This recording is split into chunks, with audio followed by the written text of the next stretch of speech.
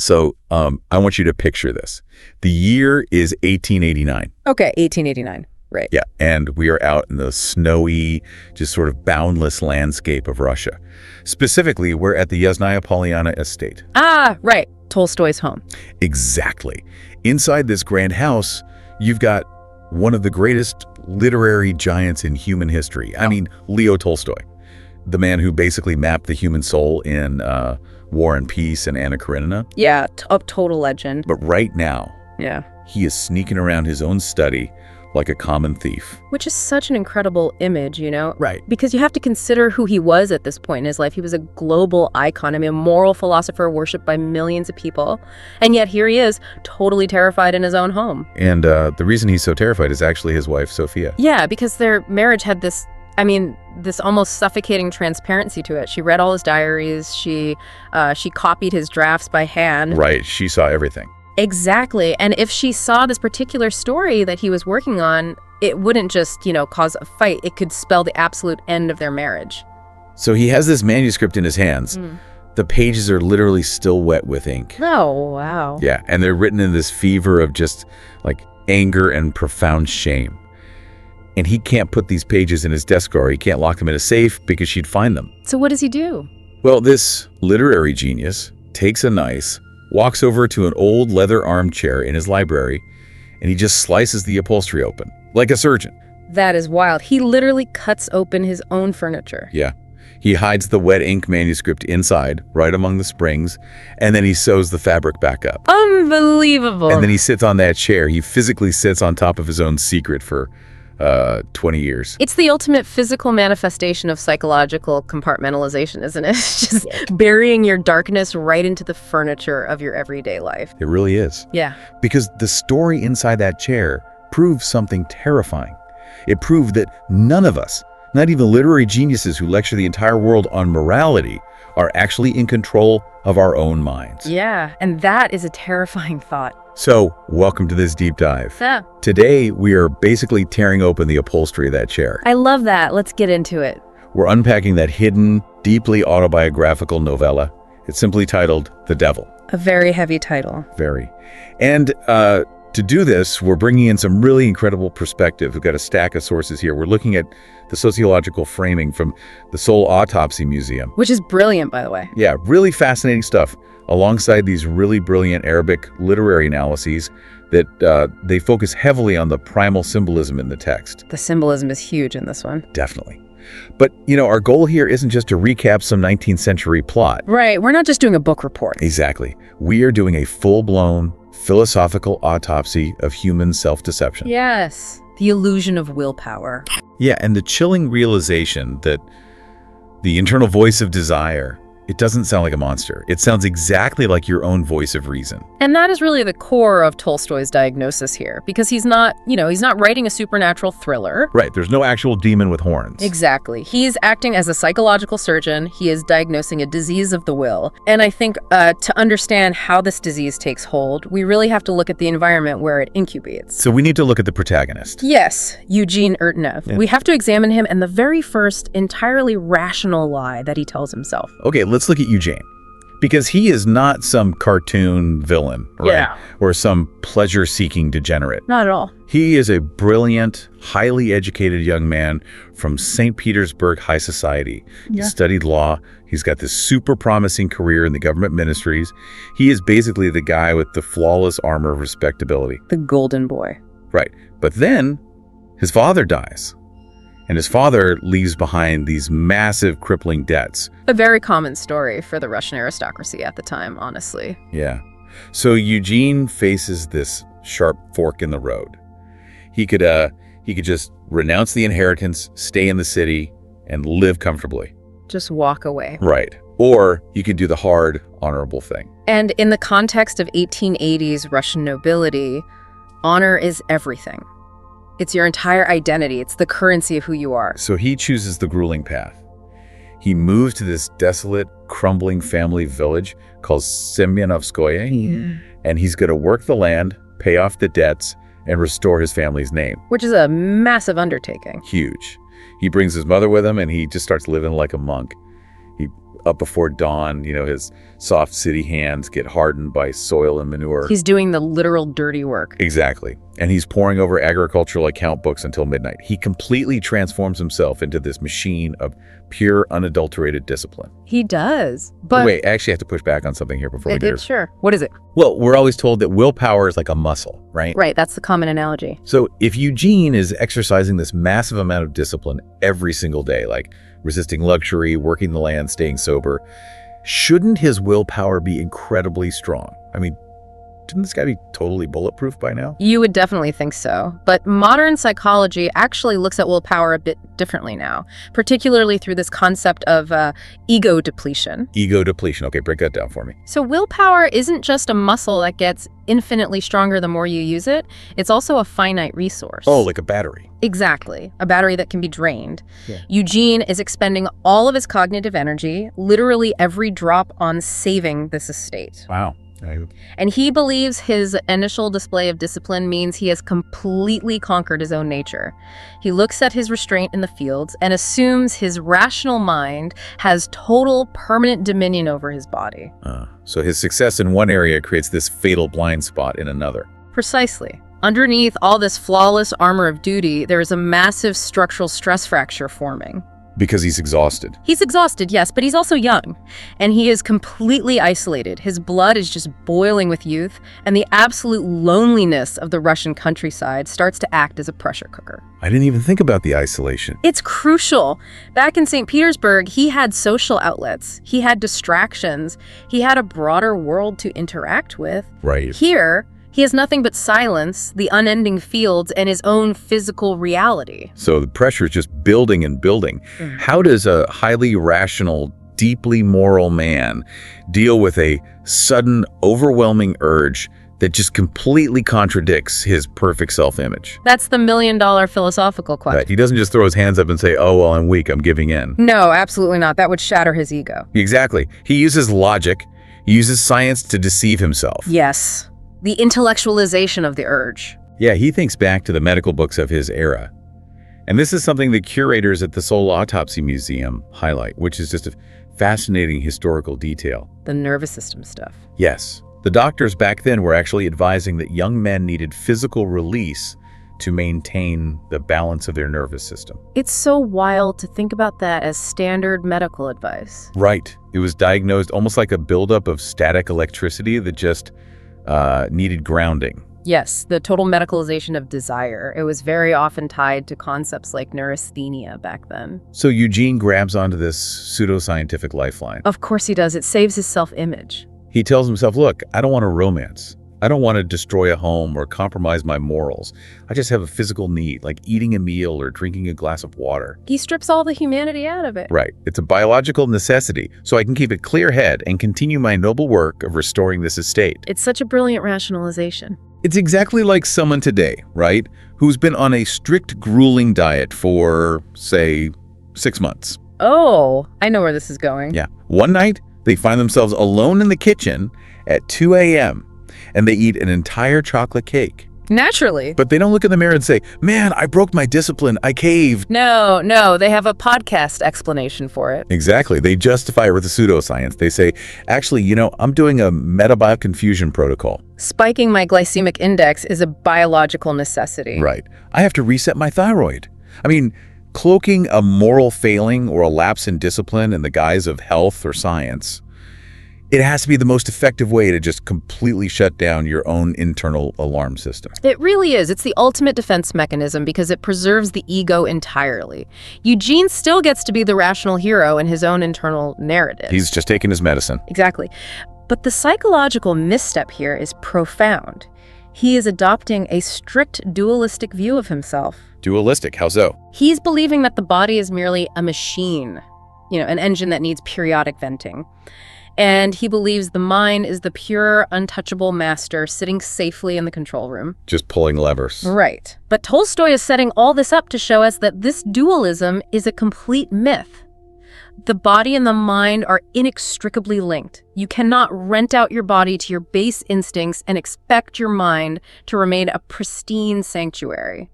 It just doesn't work. Wow. Yeah, because Eugene has categorized this desire as just a medical transaction, like picking up a prescription at a pharmacy.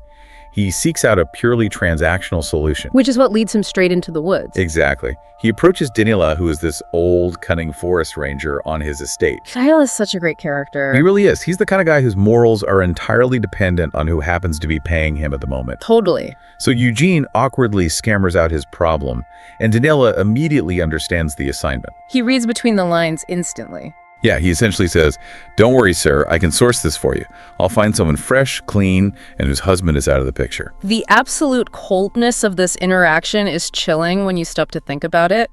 It is. You have Eugene, this educated nobleman who prides himself on his honor, and he is literally bargaining with a peasant for access to a human being. Yeah. It is the absolute commodification of a person. Eugene is using his power, his status, and his money to procure a woman as if she were, I don't know, a new plow needed for the harvest. And Danila delivers. Yeah. He arranges a meeting with a woman named Stepanida. Right? Her husband happens to be away working in Moscow. Yeah. Now, the Arabic literary deep dives we looked at point out something really crucial about how Stepanida is introduced here. Oh, yes. The imagery is fantastic. It really is. Yeah. Because she isn't described as some delicate, fragile beauty. She is vibrant, she's earthy, she is just brimming with life. Vitality. Yes. So the meeting is set for noon, deep in the woods. Eugene rides out on his horse. And he's terrified, but it's not, the butterflies of a new romance. No.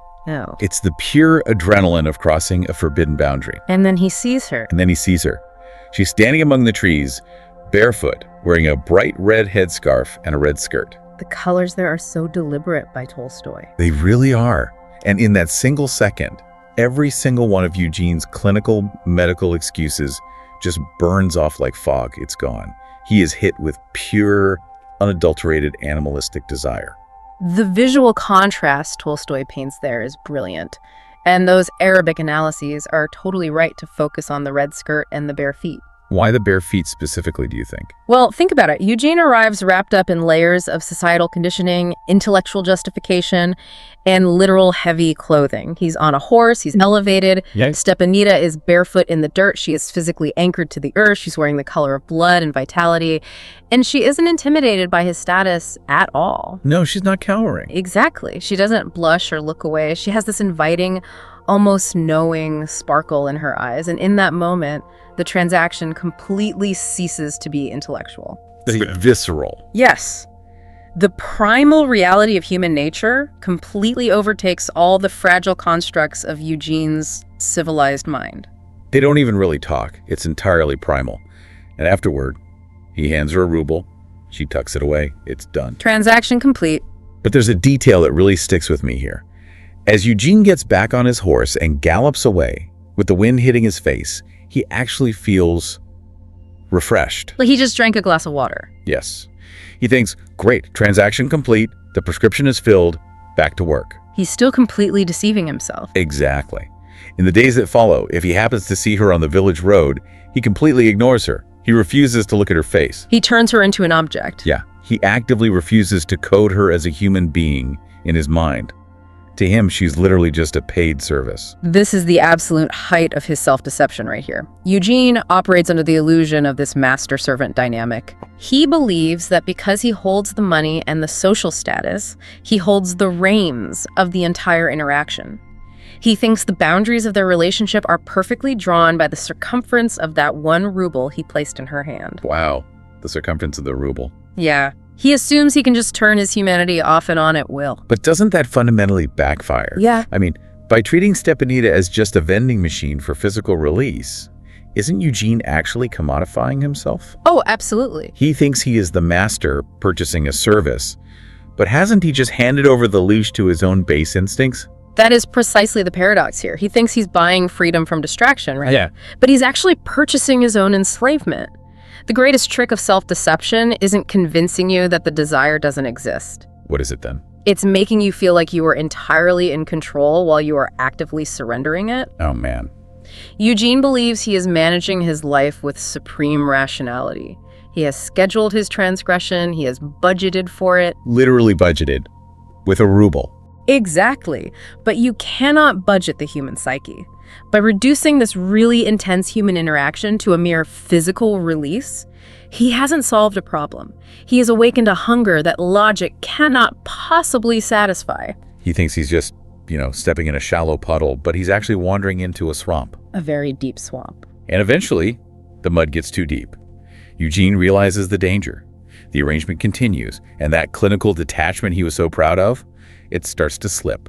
The medication stops working, so to speak. Right, he starts feeling the pull. So, if rationalization fails and treating the affair like a medical transaction fails, how does a guy like this try to physically trap himself into being a good person? Well, he attempts to cure an internal rot with a massive external architectural shift. Oh, I like that phrasing. Yeah, he tries to trap himself in the ultimate societal cage. He decides to get married. Yes. He decides to build this fortress of absolute contrasting purity. He chooses a woman named Liza Annenskaya. Liza, the complete opposite of Stepanida. In every conceivable way. Yeah. Where Stepanida is dark, earthy, barefoot, and physical, Liza is pale. She's fragile. She's pure. The sources say she has a voice like a church hymn. Exactly. She's so delicate, she seems almost translucent. So Eugene marries her. And in his mind, he takes all those sweaty memories of the woods, throws them in a mental basement, locks the door, and just pours a concrete slab over it. The problem with concrete is that it eventually cracks. Always. But for now, he builds this perfectly curated, civilized life. They drink samovar tea in the garden. They read French novels to each other in the evenings. Liza gets pregnant.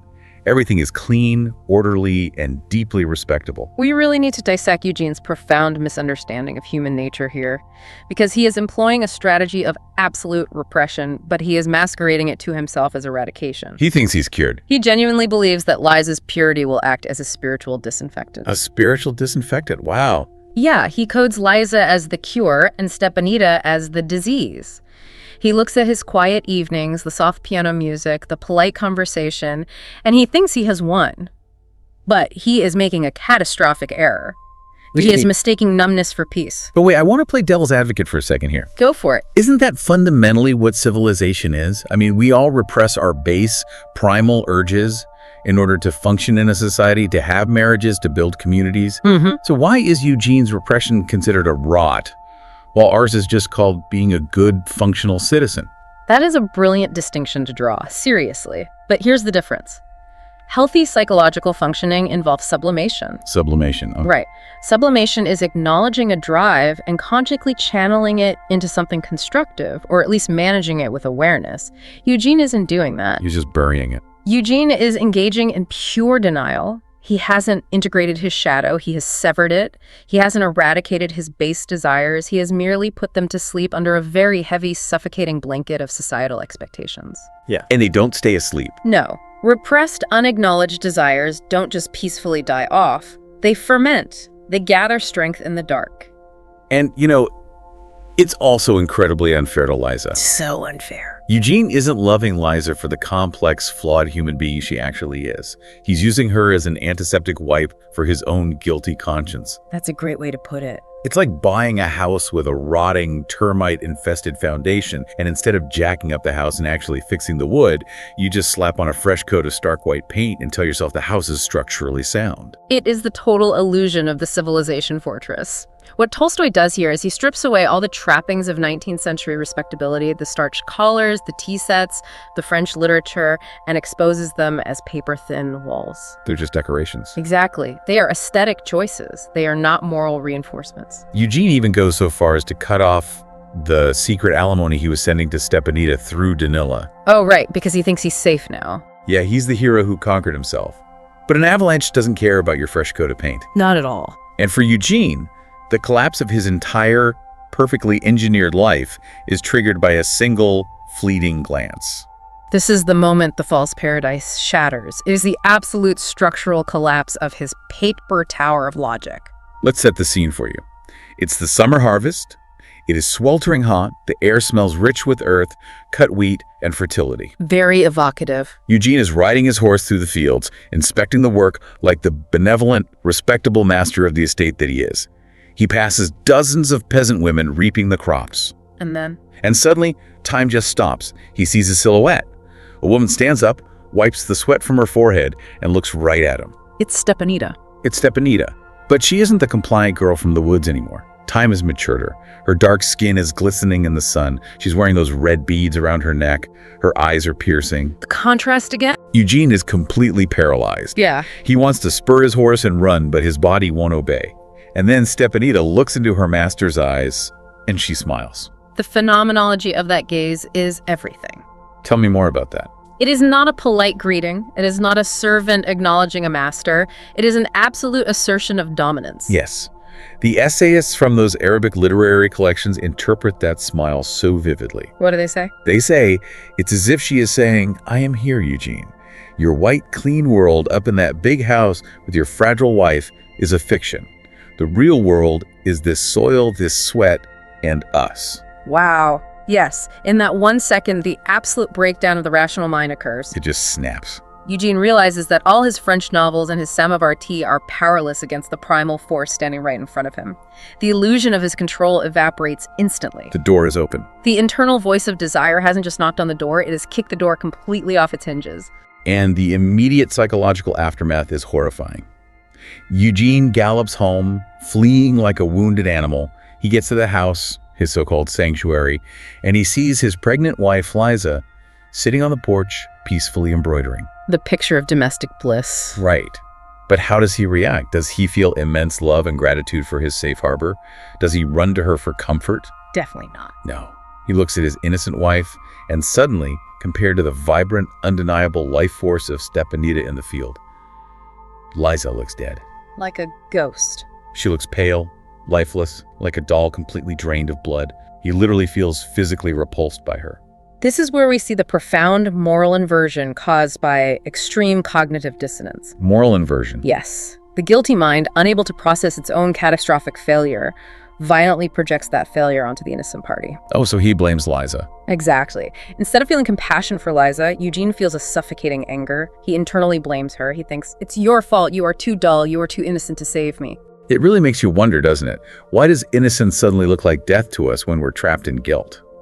That's a deep question. Is it because raw human nature, even when it's chaotic, even when it's utterly destructive, somehow feels more real to our nervous system than the polite, sterilized fictions of civilized society? I think that's exactly what Tolstoy is tapping into. Eugene is experiencing the absolute terror of psychological fragmentation. He's splitting in two. Yes.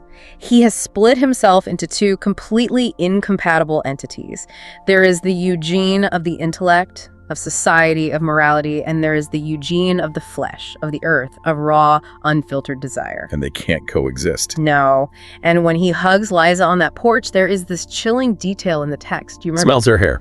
Yes, but he is actually searching for Stepanida's earthy scent in his wife's hair. Ugh, it's so dark. It is. He is trying to map the reality of his lust onto the fiction of his pure life. He is swinging violently between these two extremes, and the momentum is literally tearing his prefrontal cortex apart. From this moment on in the deep dive, the story stops being about a forbidden romance. It morphs into a clinical, grueling autopsy of a mind completely hijacked by obsession. It becomes an addiction story. Exactly. If we look at this through the lens of modern neuroscience, Eugene becomes a trembling addict. The reward pathways in his brain have completely overridden his executive function. Completely hijacked. The respectable landowner by day turns into a literal stalker by night. And this brings us to one of the most painful, degrading scenes in the entire narrative. It's the village festival. Fires are burning in the square. The villagers are dancing, they're singing, drinking. A very lively, earthy scene. And where is Eugene? The wealthy, educated, powerful nobleman, the master of the estate. Is he presiding over it? No, he's hiding. He sneaks out the back of his house, creeps through the dark woods, and cowers in the bushes, surrounded by insects and mud, just to catch a glimpse of Stepanida dancing around the fire in her red skirt. Tolstoy forces us to confront a brutal philosophical truth here. Which is? A man who is a slave to his passions is a slave, regardless of his title. Wow. Eugene holds all the socioeconomic power in this dynamic. He owns the land, he pays the wages, he could order anyone to do almost anything. On paper, he's a king. Yet, crouching in the dirt, watching a peasant woman laugh and dance, he is the lowest, most powerless creature on earth. Her joy is his absolute torment. Her freedom is his prison cell. He's going through withdrawal, He's terrified of his own mind. His internal boundaries have completely dissolved, so in a desperate bid to find an external boundary, he confesses his disgusting, shameful secret to his uncle. Oh, the uncle. Yeah, he seeks out an authority figure to punish him, to tell him no. But the uncle is this hedonistic, older aristocrat who just completely misses the point. He doesn't get it at all. Not even a little. To the uncle, having an affair with a peasant isn't an existential moral agony. It's just a standard perk of being a wealthy landowner. Right, it's just Tuesday for him. Exactly. He doesn't understand Eugene's terror. Eugene humiliates himself, seeking this spiritual reckoning. And the uncle's solution is basically, oh, you're stressed. Let's go to Crimea for a few months. A change of scenery will fix you right up. The geographical cure. The classic. It's one of the oldest, most common mechanisms of human evasion. The belief that you can solve an internal, spiritual, or psychological crisis simply by changing your physical coordinates. Right. But you can't outrun a demon if the demon is living in your own luggage. Exactly. The demon is packed right there next to your toothbrush. That's a great image.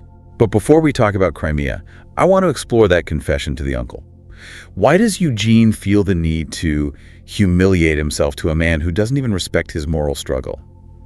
Is shame just a twisted substitute for genuine repentance? That is a very, very sharp observation, because shame is often an incredibly self-centered emotion. Self-centered? How so? Well, repentance is about the harm you've caused others, right? Shame is about how far you've fallen from your own idealized self-image. It's about you. Eugene's confession isn't an act of contrition toward Liza or Stepanida. It's an act of desperation. He is trying to outsource his willpower to his uncle because he knows his own willpower bank is overdrawn. He's bankrupt.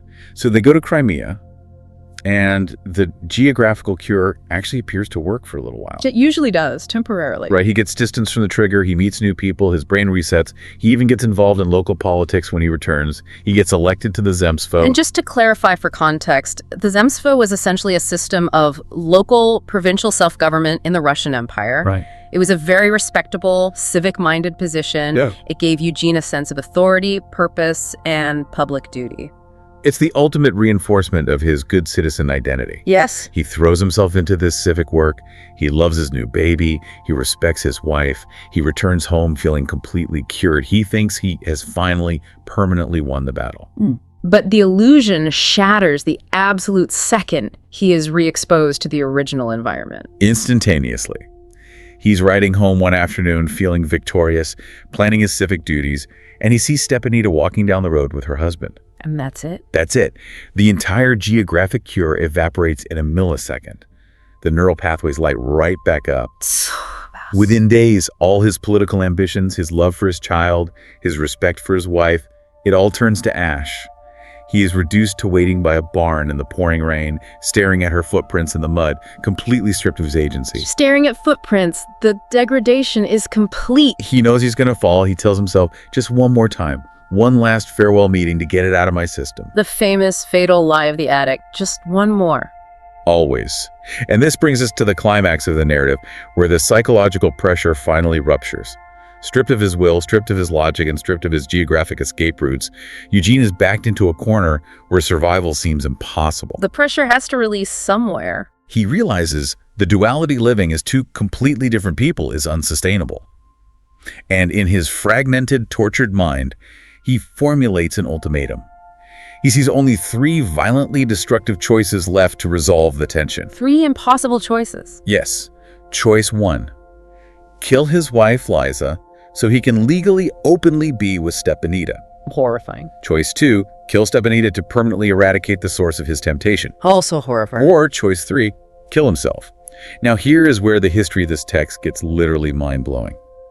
Tolstoy struggled so deeply with this total failure of human agency that he actually wrote 2 alternate endings to the story. That is so rare for a writer of his caliber. He couldn't decide which was the truest representation of human collapse. The very existence of 2 endings is a profound statement by Tolstoy.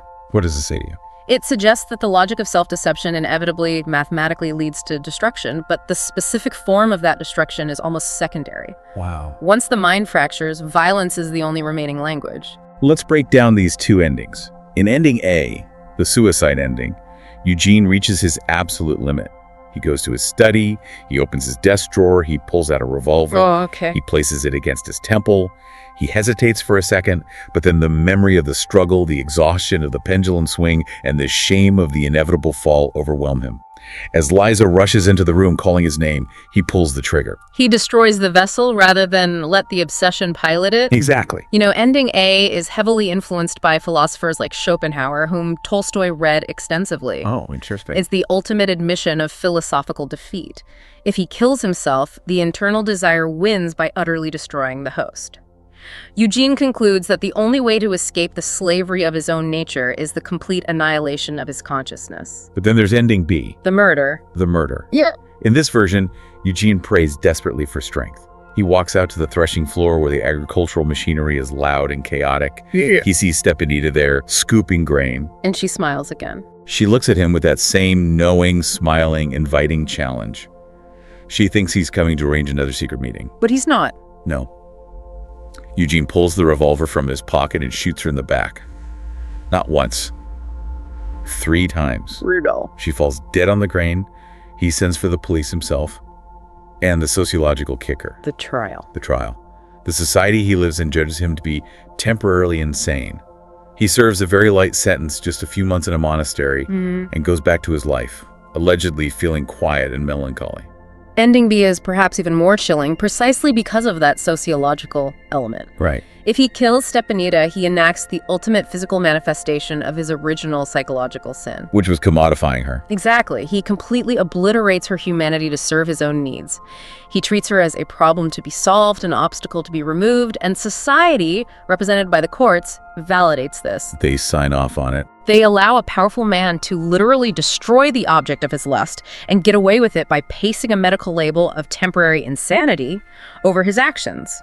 They blame the victim's allure rather than the perpetrator's lack of control. That verdict of temporary insanity is the piece I really want to dig into. Was Eugene actually insane? Whoa. Because the curators at the Soul Autopsy Museum argue something terrifying.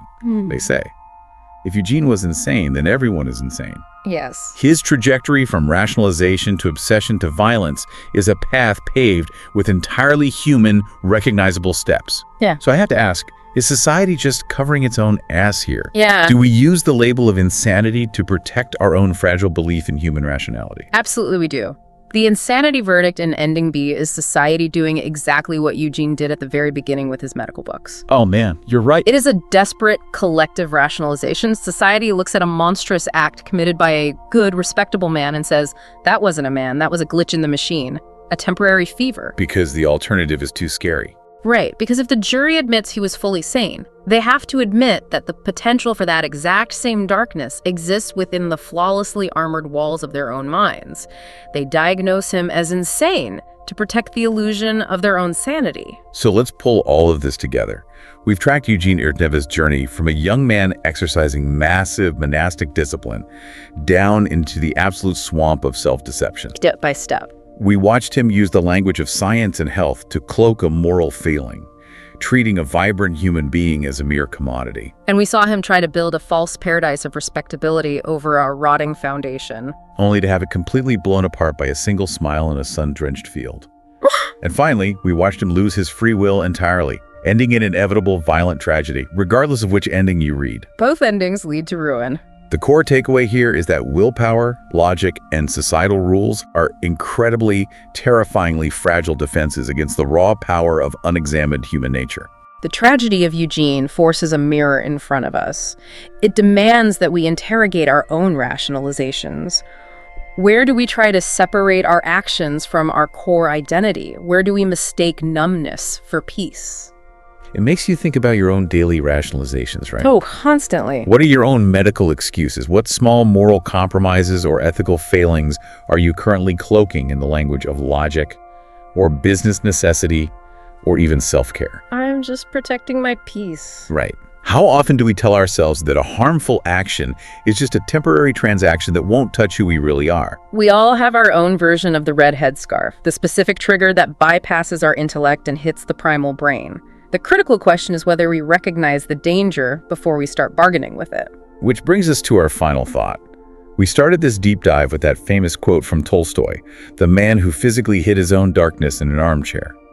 Everyone thinks of changing the world, but no one thinks of changing themselves. Such a powerful quote. But the deeper, far darker question that the devil leaves us with is this.